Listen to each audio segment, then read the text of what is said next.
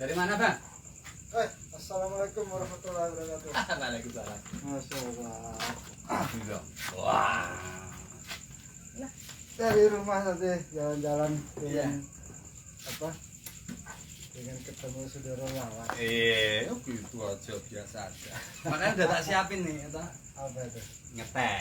Wah, dari ini ngopi mau. Nah, itulah fungsi toleransi tadi. Cara bisa ngopi. Ngeteh. Di rumah ini tadi udah isan, Bang? Alhamdulillah sudah. Udah. Nih, gula batu, Bang. Doyan nggak? Banyak nggak? Sabar ya. Nah, Nah, dikit aja nanti enggak aneh. Oh, gitu? Gemuk itu nanti. ya nanti kalau kurang ambil lagi. Ini tadi cuma dari rumah aja. Muter-muter di manasin ban. Udah lama enggak manasin ban. Iya nih. Gimana kabar jalanan? Masih yang ngaspal nih? Sekarang udah jarang ya. Loh, kenapa? Nah, ini tehnya dulu, Bang. Ya. Nah, ya.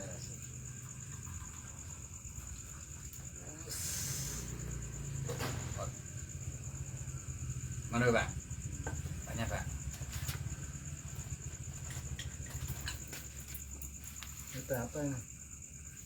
Ini pokoknya Alhamdulillah ya. teh seru.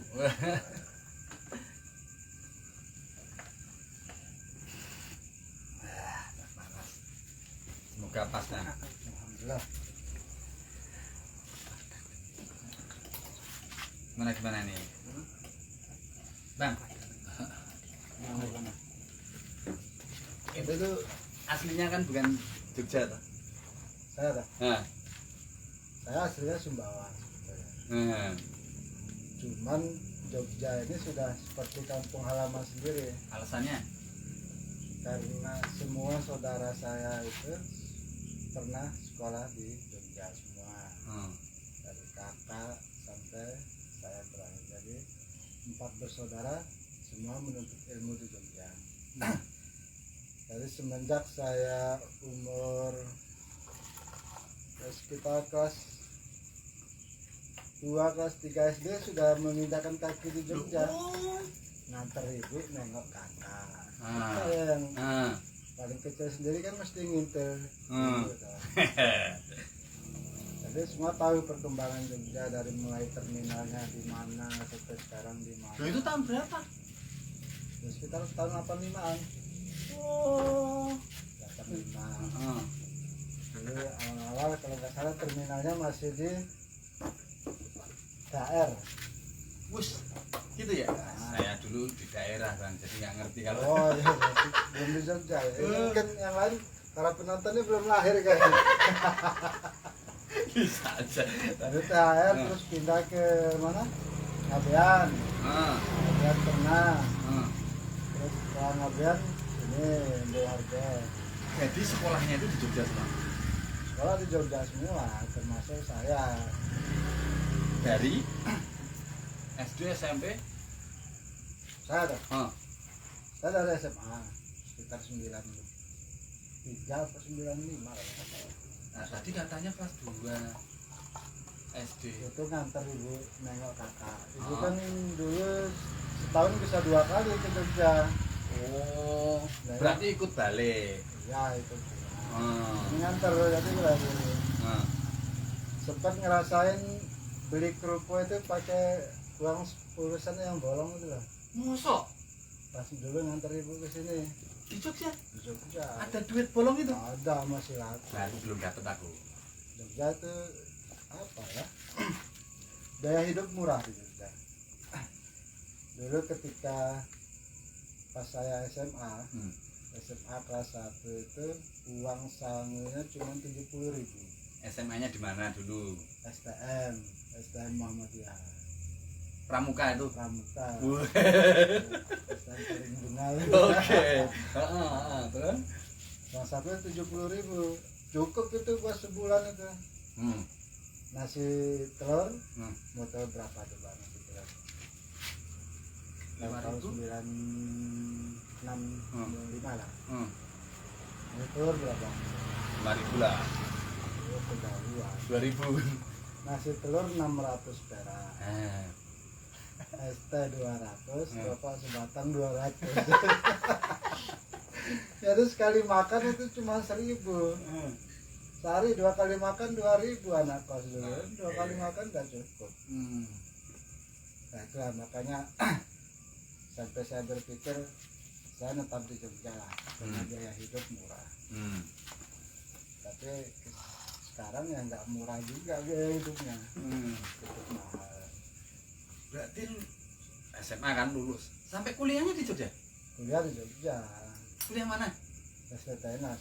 Teknik. Teknik. Orang teknik. Teknik. Enggak, sampai lulus enggak nih pertanyaan?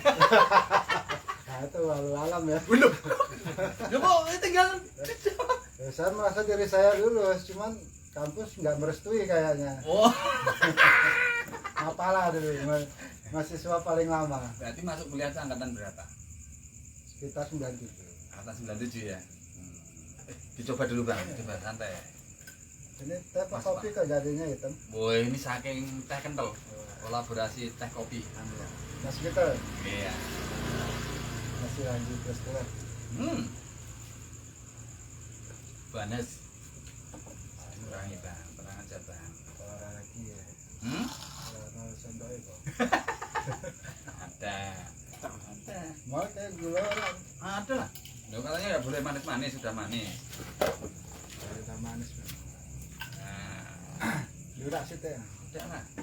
Aku udah manis.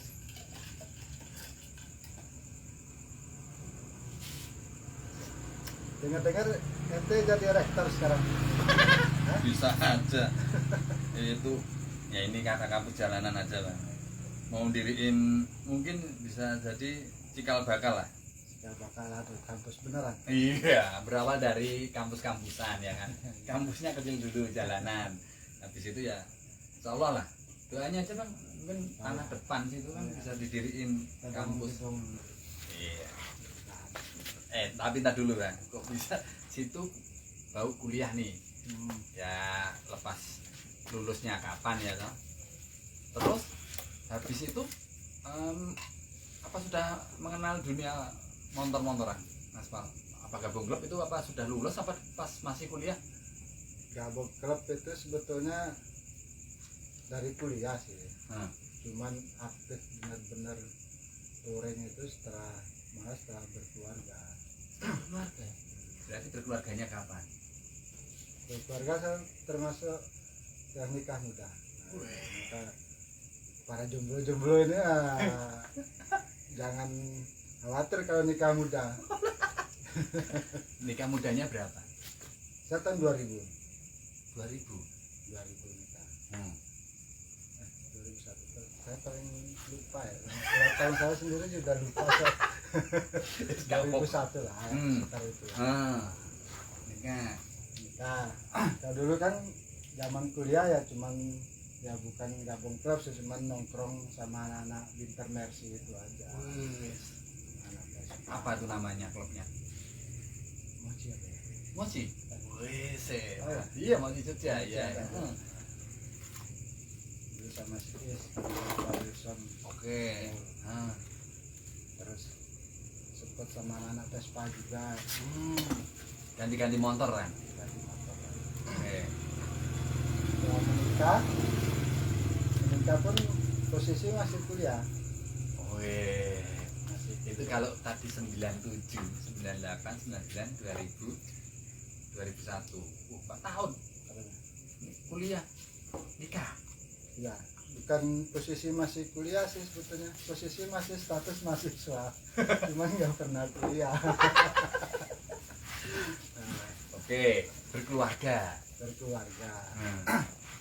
Berkeluarga mulai dari situlah saya termotivasi untuk memikirkan masa depan. Karena dulu kan zamannya dari SMA sampai kuliah kan kerjanya cuma ngabisin uang orang tua aja. Naik gunung lah, main motor, pergi kemana, kuliah nggak beres. Pas menikah baru kita memikirkan masa depan. Nah, jadi Saat itu saya kenal yang namanya multi level, itu pekerjaan pertama saya. Wah, langsung ngeri ya. Multi level Itu pekerjaan pertama. pekerjaan pertama, bisnis pertama. Nikah dapat 1 bulan, ada teman yang bukan teman itu sebetulnya nggak sengaja kasih undangan, dia ada undangan sisa sebetulnya, undangan sisa. Nah, kan masih ngekos kan, udah nikah masih ngekos. Wes mantap. Kalian kan anak kos, ini ada undangan saya sama teman saya kebetulan. Ini ada undangan 2, ada makan-makannya. Karena kos kan usia Poin. posisi rambut masih gondrong. Weh, sempat gondrong. Seberapa? Ya sepinggang lah, Weh. sepinggang. Terus celana nggak ada yang nggak sobek kok. Ya namanya anak muda lah. Akhirnya sama teman saya, ayolah. Waktu itu di Hotel Santika, presentasi kan, telepon presentasi ngerekrut. Akhirnya sama teman saya datang pakai sandal jepit, celana sobek, rambut gondrong, berdua duduk paling depan. Kami dengerin, tapi nggak dong. Ketahuan. Dengerin, rampungnya kapan nih kisah ngeliat, baru lapar. Selesai acara, biasanya kalau multi level yang mengundang itu kan follow up. Bagaimana mas, tertarik nggak dengan bisnis kami? Enggak, kita dicuekin. Ngomong oh lihatnya kan pakai dasi, pakai jas, senjata kan, sepatu pantopel. Akhirnya setelah makan-makan, kita pulang. Pulang berapa minggu di kos itu kita mikir, ini nyambut gawe apa, wis rabi. Istri kan masih di rumah, saya masih ngekos, masih wirawiri lah. Akhirnya aku bilang sama temen, ayolah kita coba bisnis yang kemarin. Siapa tahu kan buat ngisi waktu. Akhirnya singkat cerita, kami ke kantornya sendiri. Kantornya MLM? Kantor MLM itu. Biasanya kan dianterin sama upline lah. Ini enggak, kami sendiri ke sana. Mbak, kami mau daftar jadi member. Upline-nya siapa? Yang ngundang siapa? Siapa? Saya nggak tahu. Akhirnya karena dia nggak tahu, karena sistem multi level itu kan kalau ada member nyasar, itu naiknya ke yang punya kantor, berarti upline tertinggi. Nah, kita langsung ditaruh di upline tertinggi. Jadi langsung dibina sama dia. Dan orang ini melihat potensi.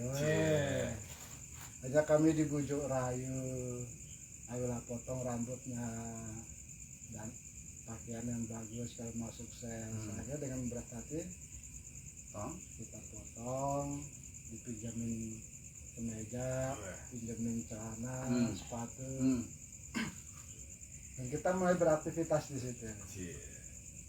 Dan alhamdulillah kami berdua ini tertinggi di Jogja. Sempat jadi orang sukses di Jogja. Sempat jadi, kalau udah tertinggi itu kan manajer director. Bentar bang, bang. Tak ambilin cemilan dulu bang. Oh iya. Oh iya. Itu saya garing ya.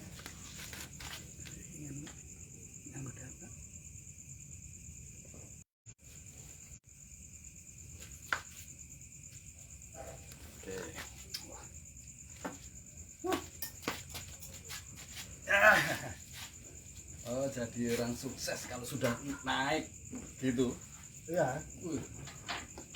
Member itu sekitar 1000 lebih lah di bawah kita itu. Itu ngomong-ngomong kampanye gitu tuh? Iya, presentasi. Sambil dulu bang, disambil bang. Sudah dilatih sama plan cara presentasi gimana. Akhirnya kan saya nggak puas. Di Jogja, akhirnya saya mengembangkan di Lombok. Dapat dari Jogja, itu berapa tahun itu bang? Proses Di Jogja itu 6 bulan. 6 bulan besar. Terus saya tinggalkan karena sudah bisa jalan sendiri. Hmm. Saya kembangkan di Lombok, Hmm. ambisi kan. Hmm. Jadi komponen sama upline juga. Hmm. Hmm. Di Lombok itu karena ini perusahaan baru kan, jadi kita yang pertama. Wes. Hmm. Kita bikin kantor, Heeh. kita berkembang di situ. Tapi saya ingat pesan ketika saya masuk di Lombok itu, saya ingat pesan kakak saya. Hmm. Kalau kamu bisa menyatukan 3 suku, maka kamu bisa sukses. Karena bisnis multi level ini kan bisnis manusia, bisnis mengatur manusia. Bisa. Itu paling susah kan. Beda kita mengatur batu bata kan tinggal susun aja. Ini kan kita membangun jaringan yang isinya semua manusia. Oke lah, saya coba. Suku ini kan Sumbawa, Lombok, dan Bali. Semua suku ini kan besar di Lombok. Lombok 3 suku ini mendominasi. Hanya berjalan, berkembang sampai waktu itu penghasilan saya sudah di atas rata-rata jadi direktur lah. Berapa Bang? Kalau tahu angka kira-kira? Ya, tahun segitu sekitar 5 juta kan sudah lumayan besar. Bensin masih harga 1.000 kan seliter. Jadi 5 juta kan udah cukup. Karena ngapain saya kuliah ya. Oh, berhenti kuliahnya karena ngerti duit. Teman-teman sibuk skripsi, saya sudah penghasilan segitu. Akhirnya kampus saya tinggalkan, fokus ke situ. Saya mengembangkan di Lombok 3 bulan. Di Lombok jalan, terus saya kembali ke Jogja. Istilahnya mau ngajak istri ke Sumbawa. Rencana nggak menetap sebetulnya, karena saya pikir kan saya kembangin bisnis ini setahun 2 tahun di Lombok kan sudah besar, saya tinggal lagi menetap di Jogja. Akhirnya saya balik ke Jogja, jemput istri sama anak saya waktu itu umur 3 bulan kalau nggak salah. Ayo ikut liburan ke Lombok, sekalian pulang ke Sumbawa. Gak usah bawa baju banyak-banyak, paling 3 penggang aja. Udah liburan, kita di Lombok ngekos bulanan. Di dalam perjalanan bisnis terjadi gonjang ganjing 3 suku ini. Bersiteru. Saya mutung akhirnya. Saya tinggalkan bisnisnya, saya pulang ke Sumbawa. Dari 3 bulan sampai 4 tahun di Sumbawa, istri saya sempat mureng-mureng itu kapan pulangnya ya, besok kalau ada duit. Nah, oh jadi Pak Komen sempat mengalami kesuksesan di situ. Terus kembali, itu masih tetap hubungannya sama ngaspal, main-main di motor itu. Ngaspal setelah saya pulang lagi setelah 4 tahun saya tinggal di Sumbawa kan. Terus ingin keluar dari zona nyaman, karena di sana kan ada orang tua, jadi motivasi untuk mengembangkan diri kan nggak ada. Akhirnya saya putuskan pindah lagi ke Jogja. Pindah ke Jogja, nanti kerja apalah gitu. Saya tinggal dari Jogja ini lah mulai mengenal klub motor. Awalnya saya punya klub itu namanya Red Squad. Motornya apa tuh? Campuran, yang penting campuran. motornya merah. Oh, yang penting warnanya merah motornya. Motor laki warna merah. Touring perdana saya waktu itu ke Bengkulu. Bengkulu. Tahun berapa tuh? Oh ya, 2014 atau 13 ya. Oke, Bengkulu. Komen sebelum gempa lah mungkin ya. 2010-an lah. Setelah gempa nih. Oh iya ding sudah. Gempa 2006. Minum ya? Oh, diminum lah, Bang. Diminum. Santai. Ya itu Bengkulu, terus Bali, sampai ke Bali juga. Itu masih di satu tim klub itu loh, satu Satu klub. klub itu. Ah. Terus dulu masih fisiknya masih kuat. Sunmori kita ke mana? Suramadu. Sunmorinya Suramadu.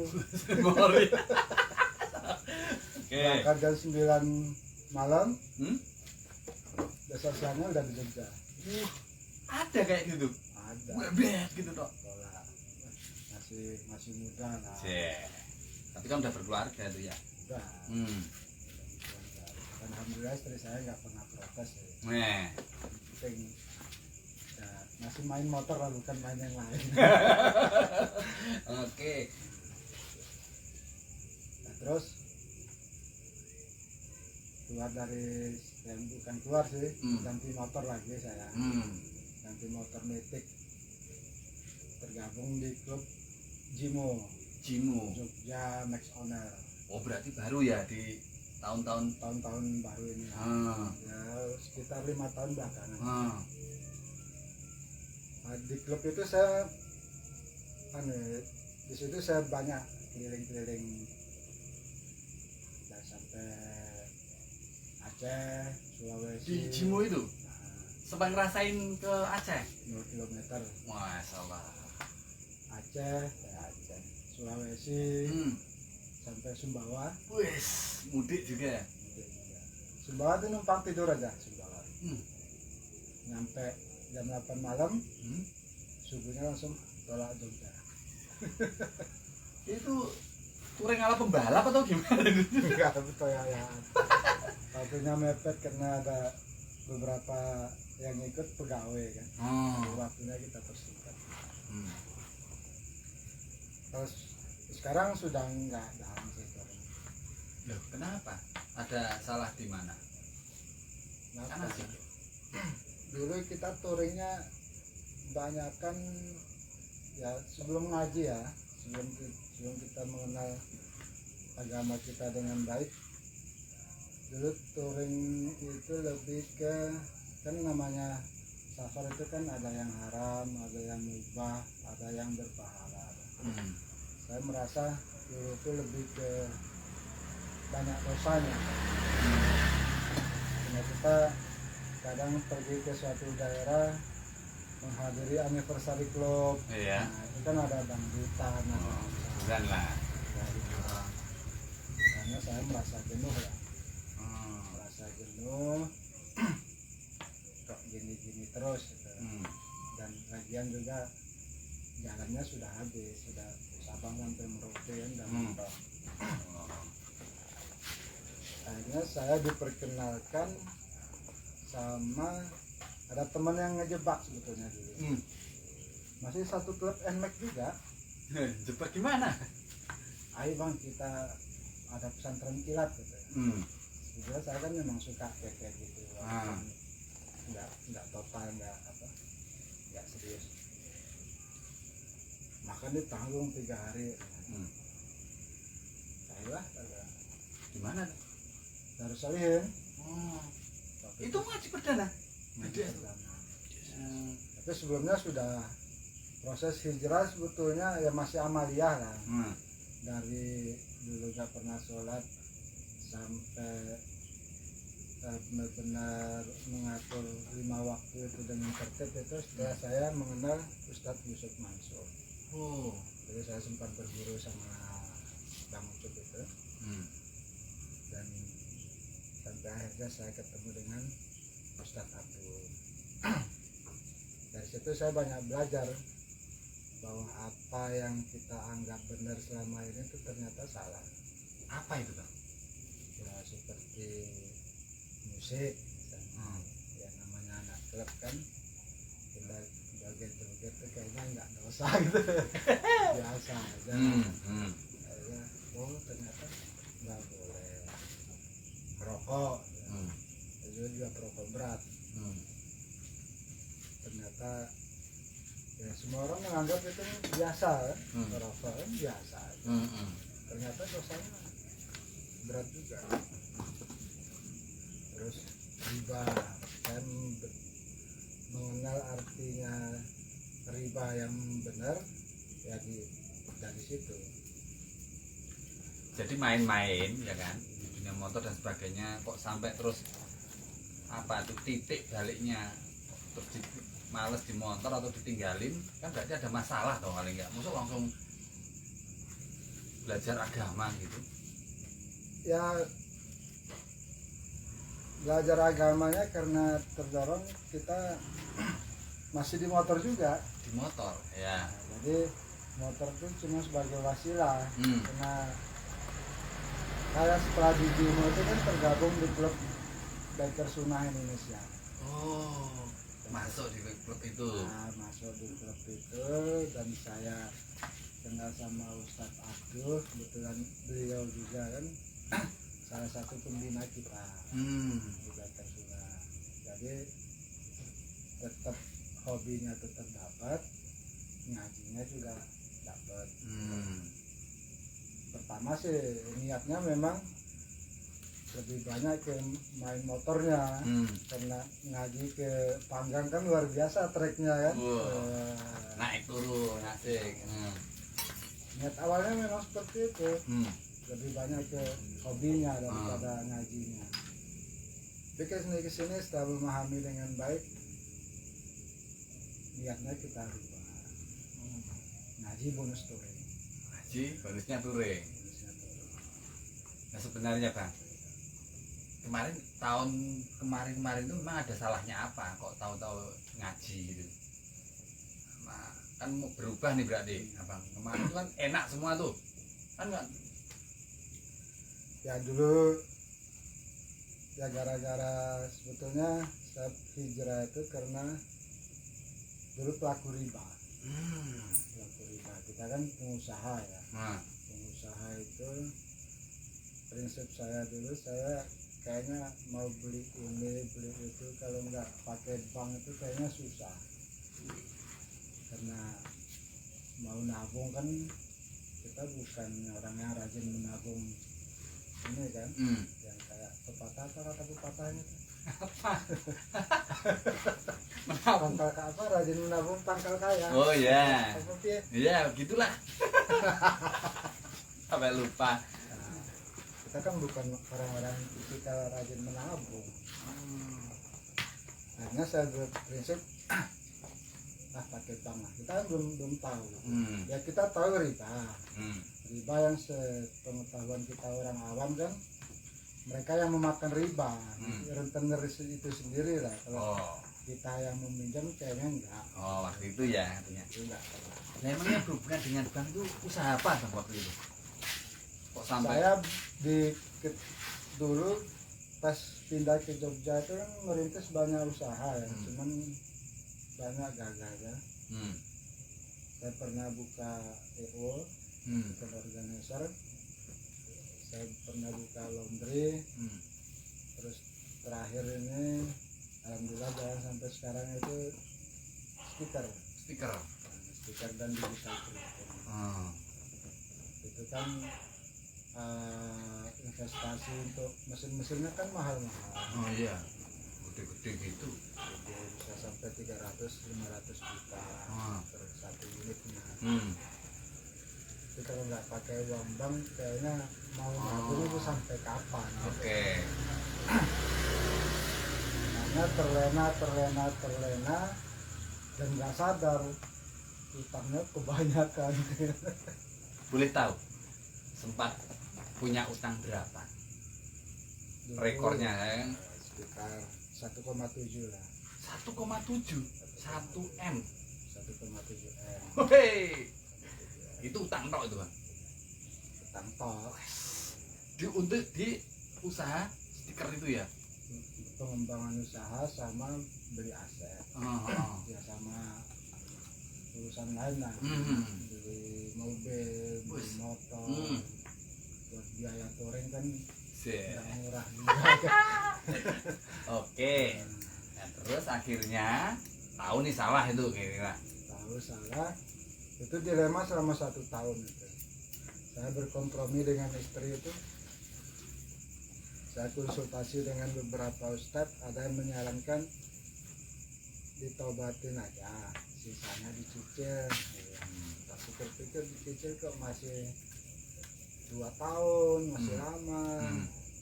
Karena saya sambil berjalan waktu saya pertimbangkan, saya dengar nasihat dari Ustadz Abdul, kalau memang menjual aset itu mendatangkan mudarat, istilahnya anak dan istrimu terlantar, rumahnya hilang dan lain-lain, nggak bisa makan, jangan dijual katanya. Tapi kalau menjual aset tidak mendatangkan mudarat, misalnya kamu masih punya rumah yang lain, usaha masih ada, ya silakan dijual. Akhirnya dengan pertimbangan yang mantap dan dukungan dari istri,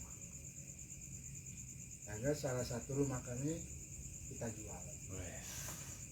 Mobil-mobil, saya dulu sempat punya beberapa mobil, saya kembalikan ke DLR. Sempat punya beberapa moge, saya kembalikan ke daerah. Sempat mobilan juga. Sempat. Akhirnya rumah laku, semua hutang-hutang saya lunasi, dan waktu itu sisa hutang sekitar 1,3. Nah, 1,3 masih sisa. Sisa hutang, bahkan akumulasi hutang itu kan 1,7. Terus kena dinasti atau segala macam, total itu kan tersisa yang harus kami tanggung itu 1,3. Karena dari rumah itu terbackup semua, sisa 60 juta. 60 juta buat kontrak yang sekarang. Dan alhamdulillah setelah tidak bersinggungan dengan riba, berapapun hasil yang kita dapat, hati tetap tenang. Gitu ya. Ya kan biar berbagi toh bang, kan siapa toh yang nggak kepingin kayak gitu toh, terus kok bisa sampai segitunya gitu loh, terus cepat memutuskan berarti kan ada enaknya. Ya ini apa? Memang hal yang berat ya. Menjual aset itu kan perjuangan saya bertahun-tahun. Iya. Perjuangan saya bertahun-tahun sama istri, harus merelakan. Tapi balik lagi, saya merenungi kajian Ustadz Maududi semalam, apa, untuk membela agama Allah. Jadi ya, aset kan bisa kita cari. Kalau saya terlanjur mati hutang belum lunas kan kasihan sama istri. Jadi akhirnya ya kita putuskan itu. Dan alhamdulillah saya tetap berprinsip kalau kita meninggalkan sesuatu karena Allah, maka akan digantikan yang lebih baik. Itu merasakan ya Pak? Merasakan sekali. Terkadang kan ada orang tuh mau ngambil kayak gitu gak berani tuh Bang, karena dia biasanya ragu lah, ya udah enak, aduh gimana ya kan gitu toh. Ada tip-tipnya kan untuk ngelosin kayak gitu tuh gak gampang loh. Untuk ngelosin sebetulnya harus banyak hadir di majelis ilmu. Nah, dengan kita hadir di majelis ilmu kan iman kita meningkat setelah pulang. Tapi setelah beberapa hari iman down lagi. Dan harus banyak kumpul dengan teman-teman yang soleh. Saya dulu sering curhat di grup WhatsApp BSI itu. Ada teman saya curhat di grup yang lain, wah saya punya hutang 100 juta. Saya ketawain aja, kamu baru 100 juta, saya 1,7. Terus giliran saya curhat di grup, saya punya hutang sekian nih, gimana ya? Tenang Aki, kamu baru 1,7, teman kita tuh ada 45M kan? Rasanya gimana? 45M masa dijual semua, jualan kaki lima. Itu ya, dia aset segitu ya? Iya. Pede dengan pedagang kaki lima. Pede, karena dia sudah yakin bahwa Allah itu di pihak dia. Jadi salah satu yang membuat saya mantap terbebas dari riba itu ketika saya telepon kolega saya di Jakarta, ringtone-nya Ustadz Maududi. Ringtone-nya apa bener-bener? Dia di situ mengatakan bahwa, jadi penjelasan singkatnya bahwa tidak ada dosa selain riba yang diajak perang sama Rasulullah dan Allah. Sangat. Sangat. Ternyata dosa riba ini berat juga. Hmm. Allah dan Rasulnya menyatakan perang sama kita. Benar nggak? Ada nggak dosa lain selain itu yang dinyatakan perang? Zina, zina kan udah jelas hukumannya. Tapi Bang, kadang ya teman-teman ngerti hadisnya ya denger-denger gitu, tapi kan itu kan tetap jatuhnya di sini toh Bang. Ya balik lagi. Percaya gitu ya. Balik lagi karena mungkin mereka masih berat sama dunia. Aslinya itu aja ya. Aslinya lebih berat sama dunia dan nggak yakin. Hmm. Memang awal-awalnya kita setelah menjual itu semua sangat terpuruk sekali. Waktu itu saya tinggal punya rumah satu dan pas omset juga turun karena kita kehabisan modal buat beli bahan baku. Jadi beli bahan baku itu harus ngecer. Keuntungannya jadi sedikit. Beda dengan kita beli langsung banyak. Untungnya kecil. Tapi saya telateni memang karena sudah saya tekadkan untuk ambil risiko itu. Dan saya bersyukur masih ada yang tersisa. Karena banyakkan kasus ketika Allah mengingatkan kita tentang riba itu, mereka dihempaskan sampai minus. Dan saya bersyukurnya tidak sampai minus. Saya masih plus, masih punya rumah, masih punya dan sisa Vario 1. Vario 1. Ketika saya ketemu teman-teman klub-klub yang dulu saya naik Vario itu, Vario lo sekarang katanya. Oke lo mana? Ya, saya masih sempat melihat loh tantangannya. waktu di DS tuh NMAX loh, ada dokumentasinya. Bonceng NMAX ya tuh. Lulus juga gitu ya.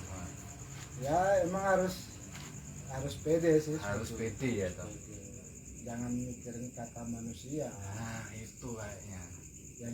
Yang bertanggung jawab atas diri kita dan keluarga kita besok di akhirat itu ya kita sendiri. Bukan teman-teman kita yang memuji kita, menyanjung kita, enggak. Ya berangkat dari situ dan benar saya memahami bahwa ketika kita meninggalkan sesuatu tadi karena Allah, maka gantinya lebih baik. Dan Allah sudah mulai memperlihatkan janji-janji. Usaha saya sudah mulai stabil. Alhamdulillah saya bisa beli motor tanpa riba, tanpa saya harus megang jidat tiap bulan, ya kan? Gini ya Bang ya. Ya laki-laki tetap inilah biarpun punya uang berapa tetap ingin sesuatu yang menyenangkan dirinya. Yang penting itu kan sesuai dengan tidak melanggar hukum Allah. Sudah tetap ada batasannya ya. Pada batasannya. Beda kita punya uang terus hura-hura. Ini kan enggak, cuma untuk sarana biar kita semangat ngaji aja. Lebih semangat ngaji. Sekarang Bang, kira-kira kalau dari detik ini ada yang masih ganjel di Bang Nen, cita-cita atau apa gitu yang belum habis inilah setelah sampai detik ini saya yang belum sampean tuh apa gitu mungkin Belum sampean apa ya? Cita-citanya pengen punya istri 4 sih. Istri saya di rumah sudah alhamdulillah dia sudah mendukung ya. Tapi orang pakai iling ya. serius lah ayo kira-kira apa nih ya. Cita-citanya apa ya? Saya ingin membangun sebuah, ya saya serius sih tadi. Saya ingin membangun sebuah keluarga besar. Dan dimana kalau kita mau membuat suatu keluarga besar itu kan nggak cukup dengan istri satu. Dan harus ada ya kita kan jatahnya 4. Mudah-mudahan Allah mudahkan untuk itu. Ini yang tanya bingung gitu. Itu cita-cita terbesar kan. Hmm. Jadi, dengan membangun sebuah usaha keluarga yang besar, yang dimana dari hasil usaha itu kita bisa mendukung dakwah-dakwah salaf. Jadi, kita berbuat dengan itulah. Saya kan kalau disuruh belajar bahasa Arab, atasinnya sudah pusing ya. Jadi dengan apa? Ya, dengan jalan itulah kita bisa berbuat lebih banyak untuk agama kita. Sebentar Bang, Abang ini sekarang itu punya anak berapa? Nah, saya 4. Wah, kan itu belum besar ya berarti? Nah. Paling gede? Paling gede kuliah. Kuliah, paling gede kuliah. Yang paling kecil mungkin Paling kecil umur kuliah 2 tahun. berapa gitu? Juga ya, paling nggak apa ya. Oke, nomor 2. Nomor 2 kelas 4 SD. Nomor 2 4 SD. Nomor 3 Kelas 1 SD. kelas 1 SD. Terakhir Umur 2 tahun. oh baru. Jaraknya yang 1 2 jauh ya berarti ya? Jauh dulu terlalu asik punya anak 1. Oh, Terlena. terlena. Oke. Dan sekarang sudah 4. Tapi masih punya cita-cita ingin Paling nggak anak ya. punya keluarga besar. Luas, pulau. Aduh. Karena apa? Kita biar generasi terbaik kita ini lebih banyak. Dan ya, kita rencana saya, ya keinginan saya punya generasi dan penerus yang tangguh. Yang tangguh, mereka mapan, kaya, bisa menolong dakwah salaf ini biar bisa lebih berkembang. Gini hati gitu. Ini hati itu. Tapi gini dulu, anak-anak gimana? Apanya? Anak-anak banget secara agama atau dan Alhamdulillah untuk sudah mewujudkannya itu sudah terlatih. Karena anak saya dari TK nol kecil pun puasa sudah full dia puasa Ramadan. gitu. Itu sudah saya latih. Hmm. Ya, kita kan membantu penyebaran dakwah ini kan, kalau saya sendiri ya nggak bisa dengan berdakwah karena ilmunya kan nggak punya kan? Ya, saya pikir dengan kita menjadi orang yang sukses di bidangnya, perekonomiannya mapan, kita bisa membantu lebih banyak buat keberlangsungan dakwah ini. Mendukung para ustaz. Kalau dari segi dunia Bang Len yang dulu, temen-temennya ya lihat Bang Len gini atau ada yang ikut atau mungkin atau Bang Len ada atau sendirian ini malah? Karena beberapa yang ikut. Dulu sebetulnya banyak dari klub sebelah sih. Dari klub saya itu yang saya ajak ke BSI Bengkel Sunnah itu. Tapi setelah corona ini kan kajiannya ini online semua. Komunikasi kita terputus karena terjalinnya ukhuwah itu kan di atas motor gitu. Karena nggak ada kegiatan touring pergi ngaji, akhirnya putus. Dan saya sebetulnya udah hampir putus karena sudah berapa bulan nggak ngaji dulu. Hanya saya menyelamatkan diri ke kampus jalan. Boleh konco. Itu ya. Terus akhirnya selama di kampus jalanan ini ketemu banyak teman yang sepaham lah. Semangat belajarnya bangkit. Tetap motoran nih. Motoran. Siap.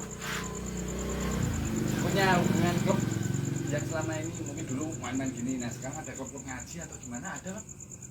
Ada. Sekarang selain BSI ada juga MBI. Muslim Biker. Sama santri apa? Kalau santri jalanan mah santri aja kan. Bukan klub motor ya. Bukan. Ya, kita hanya nyebutnya santri aja sih atau di kampus jalanan itu kan gedungnya. Nah, kalau di sekolah itu ada OSIS-nya, organisasi siswanya. Nah, ini santrinya. Kampus jalanan gedungnya isinya santri jalanan. Nah, segitu aja. Tetap jalan-jalan. Karena dibikin ke balap motor. Nggak usah. Kita kalau main motor, satu motor ketemu 2 motor, 3 motor jalan bareng kayak klub gitu. Iya kan? Iya, cuma asiknya kan sekarang gitu tuh Bang. Touring-touringnya kan apa tuh? Dauro. Touringnya dauro. Waktu dekat ini kita ke Jember rencananya. Iya. Itu ada acara nasional atau? Dauro. Dauro. Ngaspal juga rencana. Rencana. Ada temen kita yang masih jomblo tuh naik motor. Cie. Iyalah Bang. Tapi nggak tahu bisa ngimbangin nggak ya? Sering glosor itu Bang. Touring 2 kali itu glosor. Kayaknya dia perlu ilmu fokusnya itu masih kemana-mana. Itu naik kereta wah. Ya. Agenda selanjutnya Bang. Agenda ke depan apa nih Bang? Agenda motor atau agenda apa? Ya terserah Bang Men. Agendanya Bang Men sendiri. Mungkin apa mau mendirikan apa atau mau bikin lagi? Kalau untuk touring lagi sih belum kepikiran ya. Kalau ada teman-teman yang ngajak, pengen touring ke Mekah. Wah, Dengar-dengar kan ada Ustaz Subhan tuh. Ustaz Subhan bawa Sir umroh pakai motor. Itu dari Indonesia? Sewa motor di sana. Oh. Oke. Pengen lah. Jiwa pikirnya kan masih ada lah. Oke. Walaupun sudah agak senior, ini masih kuat, masih ada. Oke. Agenda klub nggak ada gitu.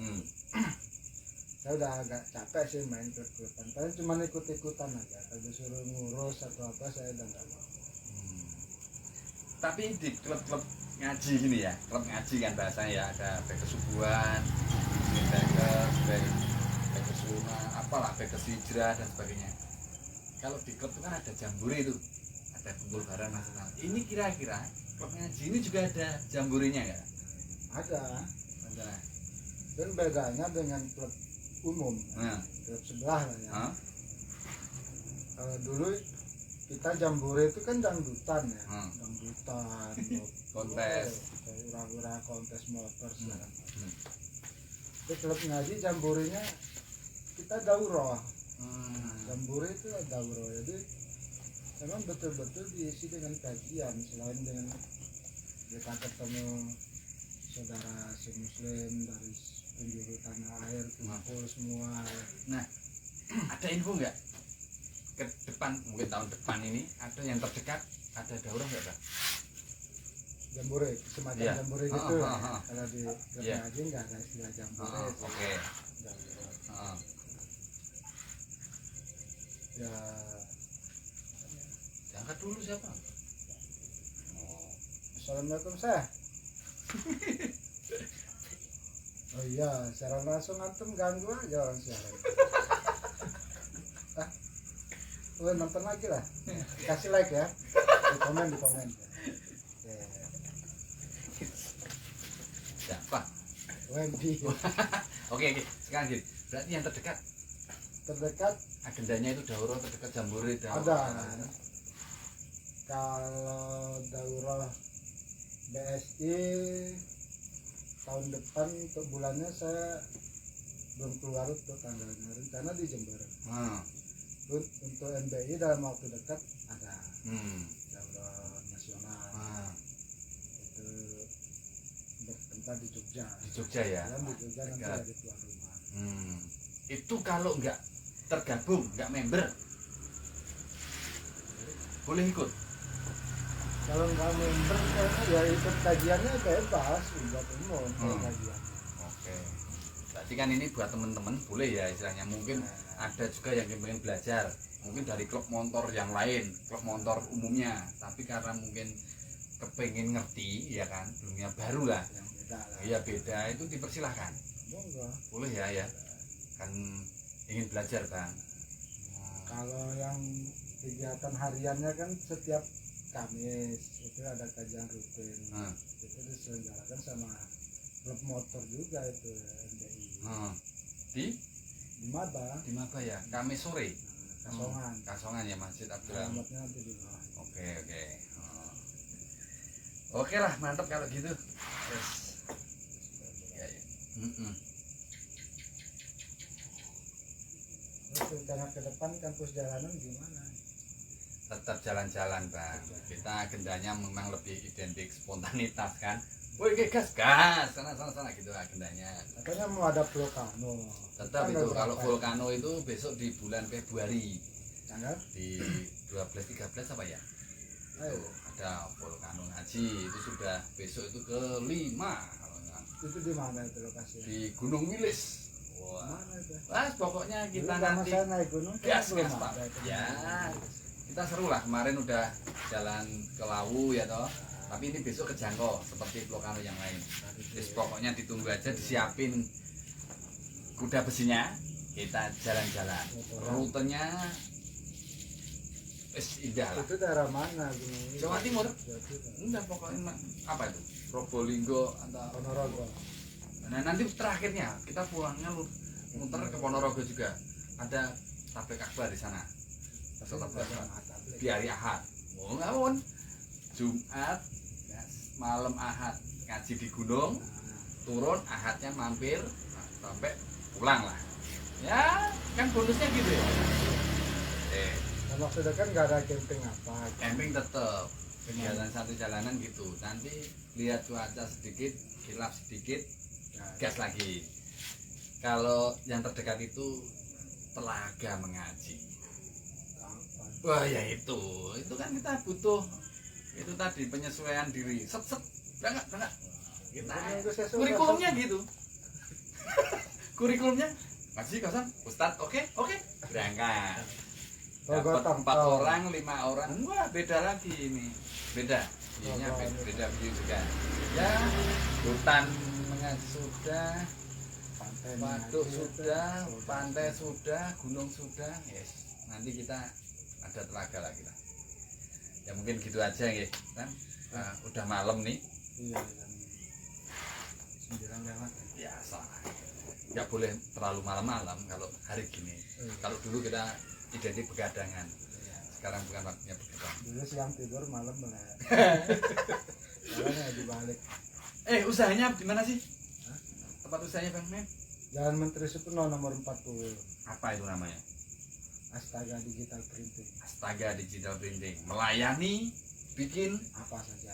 opo, Segala cetakan, print indoor outdoor, stiker, branding mobil, custom akrilik, oke.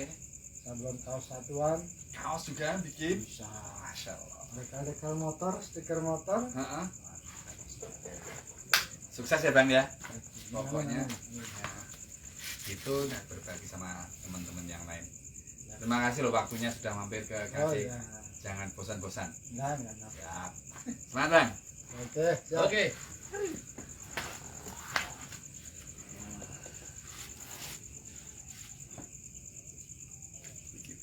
Iya, suaranya